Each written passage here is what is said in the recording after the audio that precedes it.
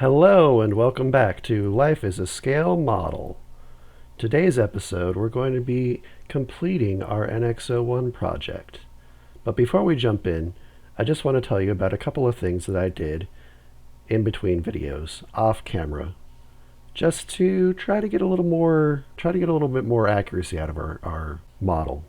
So you'll notice in this first picture that there are a lot of highlighted areas that have been painted copper. I went back and I'd found a color called titanium gold, which I liked a lot better, so I changed the colors. And I also did some detail painting. Now, before we get started with the decals, let's take a look at what the decal instructions show us. You can see there are quite a few decals for this project, but it won't be too bad. We're going to go ahead and start with our first gloss coat. And we do the gloss coats on our models before we start to put decals on them, simply because the gloss coat dries very smoothly, and so it gives us a really good surface to use when we're putting those decals on. When we have the gloss coat on and we've got that smooth finish, that's going to ensure that we can fiddle around with the decals a little bit and move around a little bit without having to worry too terribly much about those decals breaking in the process. If we were just to put the decals straight onto the paint, then we would possibly run that risk as we're trying to get those decals in just the right spot. So it's important to put that gloss coat onto our model before we actually start the decaling process. And I've just used some Testors gloss coat, and I find it works really well. And the next thing we're going to do is we're going to put a very fine spritz of gloss coat onto our decals themselves. This is just going to seal those decals up a little bit and keep them from breaking while we're, again, working with them. Now on the bench, you can see I've got the decals that we're going to need for this project all ready to go. And I've got my hobby knife, which I'm going to use to cut those decals out, as well as just a really tiny and really shallow bit of water that I can use to soak the decals to separate them from the decal paper. I've also got in my hands the secret to good decals. These are micro set, and if I can get it oriented correctly, micro sol. These are lifesavers when it comes to decals, especially thick ones. They're going to help to soften the decals up and help those decals really contour to the surface of the model as we place them on. And then the micro sol will help us to get, as it says on the bottle, that painted on effect. So to use these, it's not too hard. What we'll start with is we'll grab our scalpel and we'll start cutting out a decal. And I decided on this project that I'd go ahead and I'd start on the bottom at the center of the model. So the first decal I'm going to cut out is the circular decal that's on the left side of the decal sheet. That ring that goes in the center of the bottom of the Enterprise's saucer section. So I'm just going to very carefully cut around the decal. I like to get in real close to the decal when I cut it because I don't like too much excess paper when I'm trying to place the decal on the model. You might find that it's a little difficult for you to cut that close and not actually cut the decal itself, and you may want to leave a little bit more room between your blade and the decal so that you don't accidentally make a boo-boo. And that's fine. As your skills get improved and your ability to handle that knife gets improved, you're going to find that you can cut as close or as far as you want with hopefully very little problems. The next thing I thought was, this is a pretty big decal, and I don't know that I would have an easy time putting it all together in one piece. And so, as a good example of good decal management, if you will, I went ahead and I cut this one in half. That's just going to make it a little bit more manageable as I'm trying to place it on the model and as I'm trying to move it around the model. I'm not going to be worried about moving an entire circle that's going to bunch up on itself or crease. I can work with things a little at a time.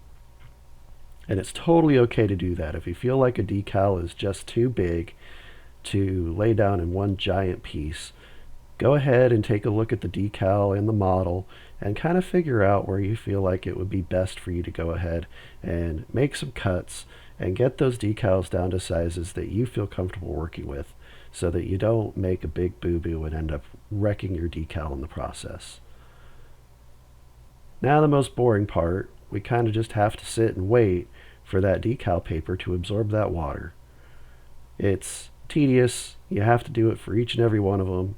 It can take anywhere from a few seconds to a minute or so, depending on how saturated you want that decal paper to get and how easily you want that decal to slide off.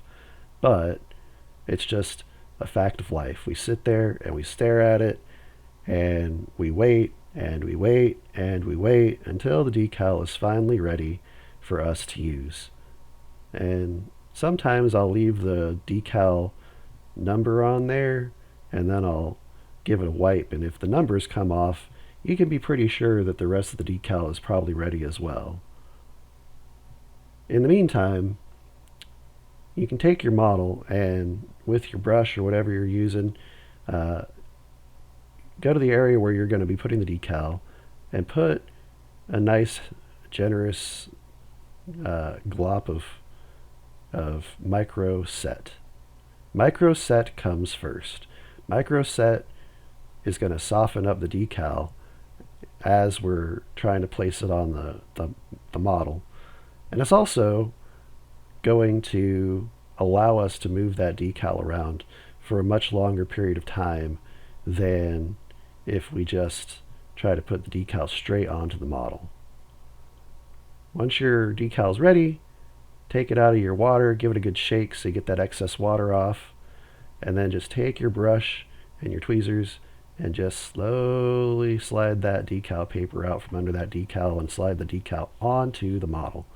And then I'm just blotting to try to get some of that extra water off the model so that I'm not dealing with the decal trying to move on its own. Next, I'm going to take a Q-tip and I'm just going to try to absorb some of that excess water from the model and the decal to, again, just give me better control over what I'm doing in placing that decal. So I'll just very lightly blot around and get all the extra water out from under the decal. And of course, there's going to be a little micro set that goes with too, but that's okay because we'll probably put some again later. But just very carefully try to get those bubbles of air and water that may have settled out from under the decal so that the decal sits as flat as possible on the surface of the model. And then once you're happy, get the micro saw and start just liberally brushing that all over the decal. The micro set helps us put it on the model, and the micro saw is actually going to cause that decal to shrink just a little bit, and in the process of shrinking, the decal is going to actually adhere much more closely to the model surface itself. So where you see all that detail with those molded in lines and whatnot, that microsol is going to allow that decal to actually settle into those fine lines that are around that surface and really look like it's as close as possible to being painted onto the model itself.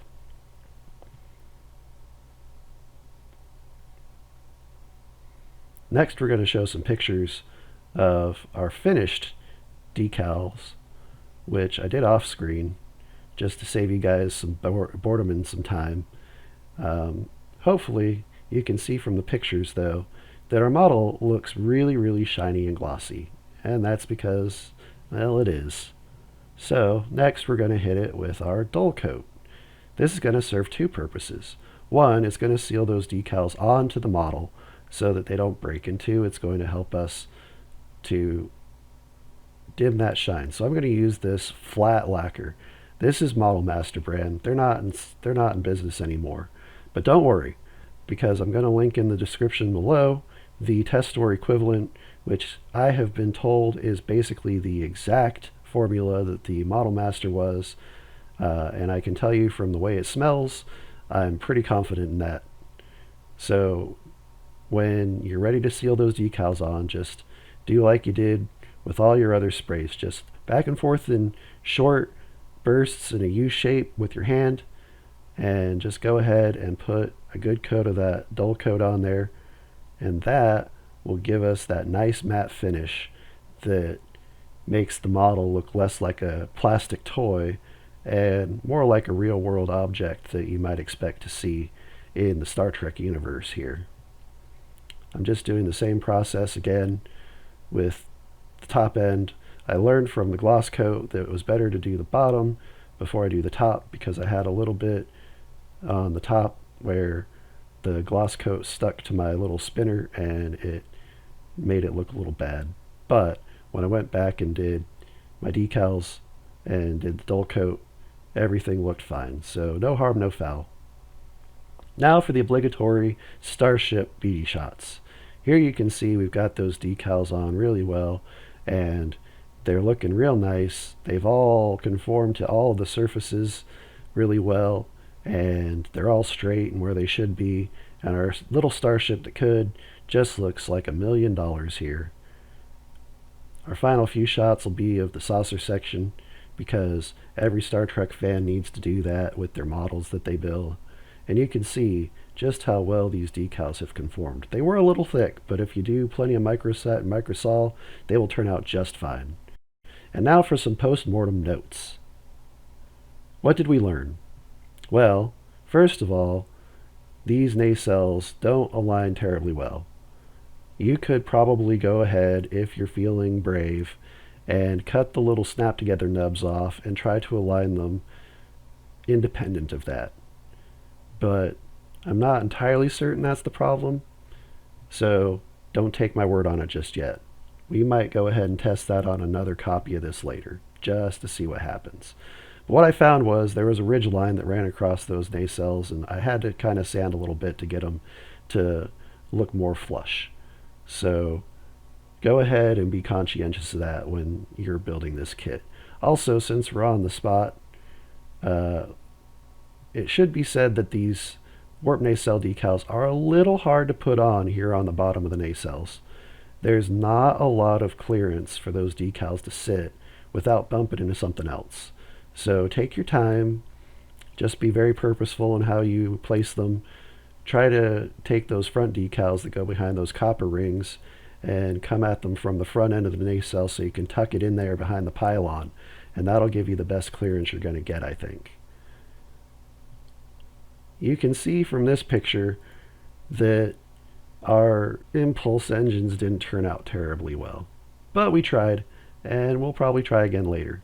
But actually what I want to point out more is you might notice a little glob of extra plastic on the back of that pod that's in between the booms where the warp nacelles come out of. I probably could have sanded that down a bit better. I don't know why I didn't notice that when I was sanding, but the moral of the story there is just try not to get into a hurry and take your time and really pay attention to the stuff that needs to be dealt with before you get too excited about moving on to the next step. And finally, I want to point out some saucer details here.